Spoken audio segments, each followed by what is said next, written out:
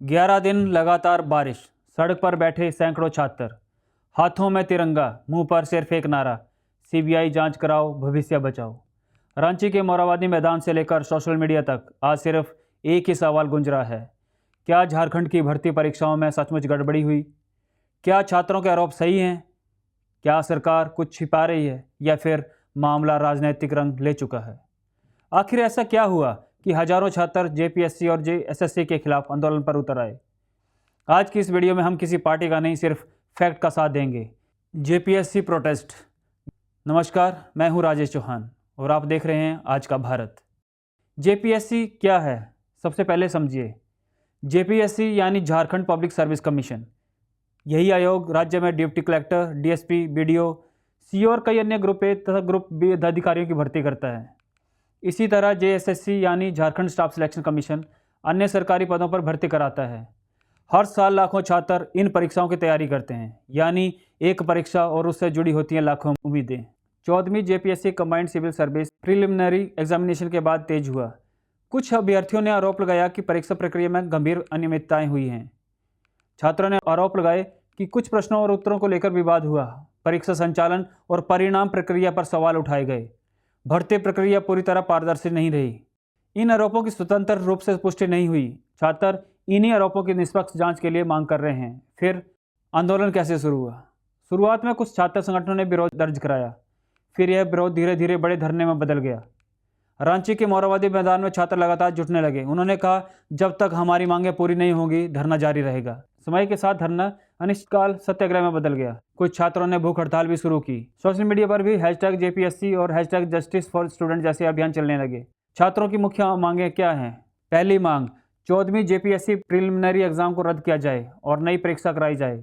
दूसरी मांग, पूरे मामले की जांच सीबीआई से कराई जाए। छात्रों का कहना है कि उन्हें राज्य की जांच एजेंसियों पर भरोसा नहीं। तीसरी मांग, जेपीएससी और जेएसएससी की भर्ती प्रक्रिया में बड़े सुधार किए जाएं। चौथी मांग, भविष्य की सभी परीक्षाओं में पूरी ट्रांसपेरेंसी लाई जाए ताकि दोबारा ऐसा विवाद ना हो। क्या आंदोलन सिर्फ जेपीएससी तक सीमित है? नहीं। कई प्रदर्शनकारी कह रहे हैं कि यह सिर्फ एक परीक्षा का मुद्दा नहीं। उनका आरोप है कि पिछले कुछ वर्षों में हुई अन्य भर्ती परीक्षाओं जैसे जेएसएससी, सीजीएल और कुछ अन्य भर्ती प्रक्रियाओं को लेकर भी सवाल उठे हैं। इसी वजह से आंदोलन का दायरा सिर्फ 14वीं जेपीएससी परीक्षा तक सीमित नहीं रहा। अब यह भर्ती व्यवस्था में व्यापक सुधार की मांग में बदलता दिख रहा है। 11वें दिन क्या स्थिति है? आज आंदोलन लगातार जारी है। छात्रों ने साफ कहा कि जब तक उनकी प्रमुख मांगों पर ठोस निर्णय नहीं लिया जाता वो धरना खत्म नहीं करेंगे। दूसरी ओर बीजेपी ने भी इस मुद्दे को जोर शोर से उठाया है और सीबीआई जांच की मांग दोहराई है। इसी बीच कुछ अन्य समूहों और संगठनों ने भी छात्रों के समर्थन की घोषणा की, जिससे आंदोलन का राजनीतिक और सामाजिक असर बढ़ता दिखाई दे रहा है। लेकिन क्या वाकई परीक्षा में धांधली हुई? सरकार क्या कह रही है? क्या जेपीएससी ने आरोपों का जवाब दिया?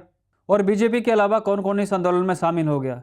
अब तक हमने छात्रों की मांगें और आरोप समझे, लेकिन किसी भी मुद्दे को समझने के लिए दूसरा पक्ष जानना उतना ही जरूरी है। जैसे जैसे आंदोलन बढ़ा, हेमंत सोरेन सरकार पर भी दबाव बढ़ता गया। सरकार ने तत्काल यह स्वीकार नहीं किया कि परीक्षा में धांधली हुई। वहीं बढ़ते विवाद के बीच 14वीं जेपीएससी मेन, जो जुलाई के अंत में होनी थी, सरकार के निर्देश पर स्थगित कर दी गई। ये फैसला छात्रों के आरोप सही होने की आधिकारिक पुष्टि नहीं था, बल्कि विवाद और विरोध के बीच आगे की स्थिति को देखते हुए लिया गया। सरकार की ओर से यह भी संकेत दिया गया कि भर्ती प्रक्रिया से जुड़े मामलों की जांच और प्रशासनिक कार्रवाई राज्य के स्तर पर की जाएगी। हालांकि प्रदर्शनकारी छात्र और विपक्ष सीबीआई जांच की मांग पर अड़े हैं। क्या जेपीएससी ने परीक्षा की गड़बड़ी स्वीकार की? अब तक सार्वजनिक रूप से ऐसा कोई आधिकारिक बयान सामने नहीं आया जिसमें आयोग ने परीक्षा में धांधली स्वीकार की हो। आयोग का रुख ये रहा कि भर्ती प्रक्रिया निर्धारित नियमों के अनुसार संचालित की जाती है। यही वजह है कि अभी ये मामला आरोप बनाम जांच की मांग के चरण में है। यानी एक तरफ छात्र निष्पक्ष जांच चाहते हैं, दूसरी तरफ आयोग की ओर से आरोपों की आधिकारिक पुष्टि नहीं हुई। जैसे जैसे आंदोलन तेज हुआ, भारतीय जनता पार्टी खुलकर छात्रों के समर्थन में आई। बीजेपी नेताओं और भारतीय जनता युवा मोर्चा (BJYM) ने रांची में प्रदर्शन किए और आरोप लगाया कि पिछले कुछ वर्षों में जेपीएससी, जेएसएससी और अन्य भर्ती परीक्षाओं में कथित अनियमितताओं की निष्पक्ष जांच होनी चाहिए। पार्टी की प्रमुख मांगें क्या थीं? 14वीं जेपीएससी प्रारंभिक परीक्षा रद्द हो, पूरे मामले की सीबीआई जांच हो, दोषियों के खिलाफ कड़ी कार्रवाई हो, भर्ती प्रक्रिया पूरी तरह पारदर्शी बनाई जाए। बीजेपी ने हेमंत सोरेन सरकार पर युवाओं की चिंता को गंभीरता से न लेने का आरोप भी लगाया। ये विपक्ष का राजनीतिक आरोप है जिसे सरकार स्वीकार नहीं करती। आंदोलन केवल छात्रों तक सीमित नहीं रहा। समय के साथ कई छात्र संगठन इसमें शामिल हुए। BJYM ने समर्थन दिया, कुछ सामाजिक और राजनीतिक संगठनों ने भी छात्रों के पक्ष में बयान दिए हैं। हाल के दिनों में सीजेपी संगठन ने भी प्रदर्शनकारियों के समर्थन की घोषणा की और वर्चुअल माध्यम से आंदोलनकारियों से संवाद किया है। हालांकि अलग अलग संगठनों की भूमिका और प्रभाव अलग अलग है, आंदोलन का मूल नेतृत्व अब भी छात्र समूहों के हाथ में है। प्रदर्शनकारी छात्रों का कहना है कि यदि जांच किसी केंद्रीय एजेंसी द्वारा होगी तो उस पर अधिक भरोसा किया जा सकेगा। दूसरी ओर कानूनी प्रक्रिया के अनुसार किसी राज्य के मामले में सीबीआई जांच शुरू करने के लिए सामान्यतः राज्य सरकार की सहमति या फिर अदालत के आदेश की आवश्यकता होती है। यानी सीबीआई जांच की मांग करना और उसका शुरू हो जाना दो अलग अलग बातें हैं। इसलिए फिलहाल ये एक मांग है, न कि लिया गया फैसला। क्या अभी तक ऐसे सबूत सामने आए जिनसे ये साबित हो जाए कि परीक्षा में धांधली हुई थी? इसका जवाब है अभी नहीं। सार्वजनिक रूप से अब तक ऐसा कोई अंतिम जांच रिपोर्ट, कोर्ट का फैसला या आधिकारिक निष्कर्ष सामने नहीं आया जिसने छात्रों के आरोपों को सिद्ध कर दिया हो। यही कारण है इस पूरे मामले को अभी एलिज्ड इरेगुलेटरीज यानी कथित अनियमितताओं के रूप में देखा जा रहा है। दूसरी तरफ ये भी सच है कि इतने बड़े स्तर पर छात्रों का लगातार आंदोलन ये दिखाता है कि भर्ती प्रक्रिया पर भरोसे को लेकर गंभीर सवाल उठे हैं। अगर सीबीआई जांच होती है तो क्या होगा?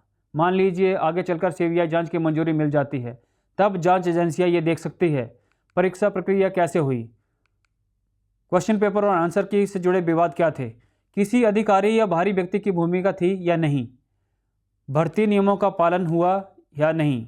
लेकिन ये याद रखना जरूरी है कि सीबीआई जांच की मांग और सीबीआई जांच शुरू होना दोनों अलग बातें हैं। भारत के संघीय ढांचे में सामान्यतः राज्य सरकार की सहमति या सक्षम न्यायालय के आदेश के बाद ही सीबीआई राज्य के ऐसे मामलों की जांच करती है। क्या ये सिर्फ जेपीएससी का मामला है? आंदोलन के दौरान कई छात्रों ने कहा कि उनकी लड़ाई सिर्फ 14वीं जेपीएससी परीक्षा तक सीमित नहीं। उनका कहना है कि भर्ती प्रणाली में पारदर्शिता बढ़नी चाहिए और जेपीएससी तथा जैसे एसएससी जैसी संस्थागत में सुधार होना चाहिए। यानी आंदोलन का मुद्दा अब केवल एक परीक्षा नहीं बल्कि रिक्रूटमेंट रिफॉर्म बनता जा रहा है। विपक्षी बीजेपी ने इस मुद्दे को जोर शोर से उठाया है। विपक्षी बीजेपी ने इस मुद्दे को जोर शोर से उठाया है और सीबीआई जांच की मांग दोहराई है। इससे सरकार पर राजनीतिक दबाव बढ़ा है। वहीं सरकार पर यह जिम्मेदारी भी है कि वो भर्ती प्रक्रिया पर जनता का भरोसा बनाए रखे और यदि कहीं कोई कमी है तो उसे दूर करे। दूसरी ओर सरकार या आयोग द्वारा अब तक सार्वजनिक रूप से परीक्षा में धांधली स्वीकार नहीं की गई। यानी दोनों पक्ष अपनी अपनी बात रख रहे हैं और अंतिम निष्कर्ष किसी आधिकारिक जांच या न्यायिक प्रक्रिया के बाद ही सामने आएगा। इस आंदोलन ने एक बड़ा सवाल खड़ा कर दिया है। क्या सरकारी भर्ती परीक्षाओं में सिर्फ निष्पक्ष होना काफ़ी है या उनका निष्पक्ष दिखना भी उतना ही जरूरी है? अगर लाखों उम्मीदवारों का भरोसा डगमगा जाए तो केवल परीक्षा आयोजित कर देना पर्याप्त नहीं होता। Transparency, time bound results, public communication और अकाउंटेबिलिटी, इन चारों पर समान रूप से काम करना पड़ता है। तो आज की रिपोर्ट में 3 बातें सबसे महत्वपूर्ण हैं। पहली, छात्रों ने गंभीर आरोप लगाए हैं और सीबीआई जांच सहित कई मांगे रखी है। दूसरी, सरकार और जेपीएससी ने सार्वजनिक रूप से इन आरोपों को स्वीकार नहीं किया, जबकि विवाद के बीच मुख्य परीक्षा स्थगित की गई और मामले को लेकर राजनीतिक बहस तेज हो गई। तीसरी, इस पूरे मामले का अंतिम सच केवल किसी स्वतंत्र जांच, न्यायिक प्रक्रिया या आधिकारिक निष्कर्ष के बाद ही सामने आएगा। इसलिए किसी भी पक्ष को अभी दोषी या निर्दोष घोषित करना जल्दबाजी होगी। लोकतंत्र में छात्रों को शांतिपूर्ण तरीके से अपनी बात रखने का अधिकार है। साथ ही सरकार और भर्ती आयोग की जिम्मेदारी है कि वे पारदर्शिता बनाए रखें और उम्मीदवारों के विश्वास को मजबूत करें। यही किसी भी निष्पक्ष भर्ती व्यवस्था की सबसे बड़ी पहचान होती है। अगर आपको ये फैक्ट, बैलेंस्ड और नो प्रोपोगेंडा विश्लेषण पसंद आया हो तो वीडियो को लाइक करें, अपने दोस्तों के साथ शेयर करें और ऐसे ही कंटेंट के लिए चैनल को सब्सक्राइब करना ना भूलें। धन्यवाद। आज का